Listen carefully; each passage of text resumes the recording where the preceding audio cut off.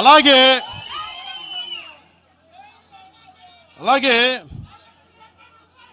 Left మేము వామపక్షవాదులు అని చెప్పి ఒక ఎనలిస్ట్ మాట్లాడతా,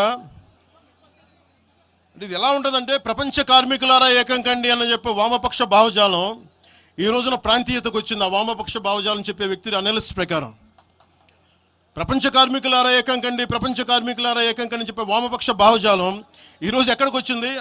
ఆయన చెప్పిన విధానం ప్రకారం ప్రాంతీయతకు వచ్చింది. కమ్యూనిజం ఎందుకు చచ్చిపోయిందంటే ఇలాంటి వాటి వల్ల చచ్చిపోద్ది. ఈరోజు గద్దర్ గురించి మాట్లాడతారు. బండెనక బండి కట్టి 16 బండ్లు కట్టి ఏ బండిలో పోతాం నైజాం సర్కార్ ఓడా అంటే అది ఈరోజు మాకు వచ్చిన ప్రేమ కాదు. మాకు అది నా చిన్నప్పుడు చెప్పాను ఆ మాట, తర్వాత ఫస్ట్ మీటింగ్లో చెప్పా. గద్దర్ గారు బతికున్నప్పుడు మీరందరూ ఏమయ్యారా? గద్దరన్న బతికున్నప్పుడు మీరందరూ ఎక్కడున్నారు? గద్దరన్న వెన్నులో బుల్లెట్లు దిగితే గద్దరన్న నా దగ్గరికి వచ్చాడు.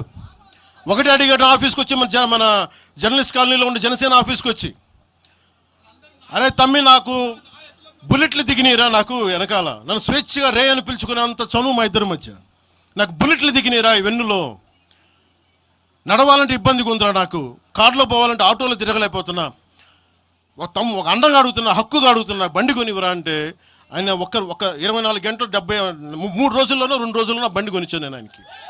ఇప్పుడు ఎందుకు చెప్తున్నానంటే ఆ రోజు నేను చెప్పుండొచ్చు, నేను చెప్పట్లా. మీకేం తెలుసు గద్దర్ గారి గురించి? మీకేం తెలుసు? మీరేం మాట్లాడతారు గద్దర్ గారి గురించి? బతికున్నప్పుడు ఆయనకి ఏం చేశారు? మీరందరూ బతికున్నప్పుడు మీరేం చేశారు ఆయనకి? మీరు పర్మిషన్ ఇవి కూడా ఇవ్వాలా? మీరు ఒక్కళ్ళు మాట్లాడలా? ఏదైనా అవసరం వస్తే నాకు వచ్చి నా కాడకు వచ్చి ఆయన గద్దర్ అన్న ఏంటి ఏమనుకుంటున్నారు మీరు? నేను పాలిటిక్స్లోకి వచ్చాక తెలుసు అనుకుంటున్నారా గద్దరన్న? మీరందరూ చూసిన ఖుషీ సినిమా చూసిన తర్వాత చిరంజీవి గారు ఫోన్ చేశారు నాకు, అరే గద్దర్ గారు ఫోన్ చేస్తున్నారా నీకోసం ఒకసారి నేను కలవాలంటాను. ఆయన ఒకటే మాట అన్నారు చూసి, అరే మా పోరలు చూపించిన రా బాబు నీ సినిమా పాట, దాంట్లో నువ్వు తాకట్లో భారతదేశాన్ని తాకట్లో పెట్టే విజువల్ పెట్టావంట, నువ్వు మాకు అర్థమవుతుందా, మా భావాలు అర్థం చేసుకునేవాడు అని చెప్పి. తరిమేల నాగిరెడ్డి గారి తాకట్లో భారతదేశాన్ని ఆ భావన నువ్వు పెట్టావంటే మాకు అర్థమవుతుందని నేను చెప్పాను. నాకు లెఫ్ట్ వింగో రైట్ వింగో తెలియదన్నా, నాది హ్యూమనిజం అవుతున్నా, మీకు తోసిన సంతోషం అన్నా అని చెప్పి. ఆ రోజు నుంచి ఆయన చనిపోయేదాకా, ఆయన అంతిమ ఘడియల వరకు ఆయన హాస్పిటల్లో ఉంటే వెళ్ళి కూర్చొని, అన్నా మీకు ఏం కావాలో చెప్పండి అంటే, ఏం వద్దురా తమ్మి, తెలంగాణ యువతకి కానీ ఆంధ్ర యువతకి కానీ భారతదేశంలో యువతకి భవిష్యత్తు వాళ్ళదని చెప్పు. ఆయన నాకు రాసిస్తే, ఆయన నాకు ఒక లెటర్ రాసిస్తే నేను అది కూడా బయట పెట్టలా.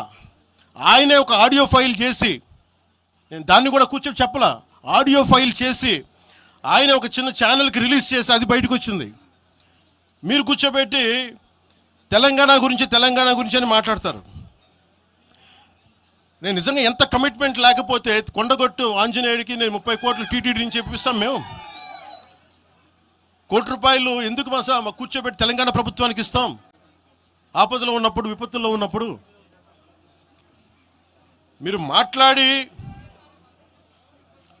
మీరు ఈరోజు మాట్లాడుతూ ఉన్నారు, బెదిరిస్తున్నారు. ఒకటే చెప్తా ఉన్నా, ఇక్కడున్న నాయకులందరూ కూడా, మరి శంకర్ గౌడ్ గారి దగ్గర నుంచి ఇక్కడున్న నాయకులు పేరున సంపత్ నాయక్ కానీ సాగర్ గారు కానీ వీళ్ళందరూ కూడా మీరు బెదిరిస్తూ ఉంటే మేము భయపడి, సారు మీ కాల్ముక్తా సారు, మీ బాంచన్ సారు అన్నంత భయాలు ఉన్నాం. మేము వాళ్ళమే కాదు. మేము ఒకటే చెప్తా ఉన్నా, వైఎస్ రాజశేఖర రెడ్డి గారు బతికున్నప్పుడు ఆ రోజు మీ గొంతులు ఏమైనాయో? ఆ రోజున మీ అందరి గొంతు తెరిచారా మీరు? ఆ రోజున తెలంగాణ గురించి వీళ్ళు మాట్లాడుతూ ఉంటే ఒకటే చెప్తా ఉన్నా, యువరాజ్యం పెట్టిన తర్వాత మొట్టమొదటిసారి నా మీద కేసు పెట్టి పోలీస్ స్టేషన్లో కూర్చోబెట్టింది తెలంగాణ భీమరావు బాడా కోసం. దానికోసం తెలంగాణ మీద మొదటి కేసు నాకు తెలంగాణలోనే పడింది.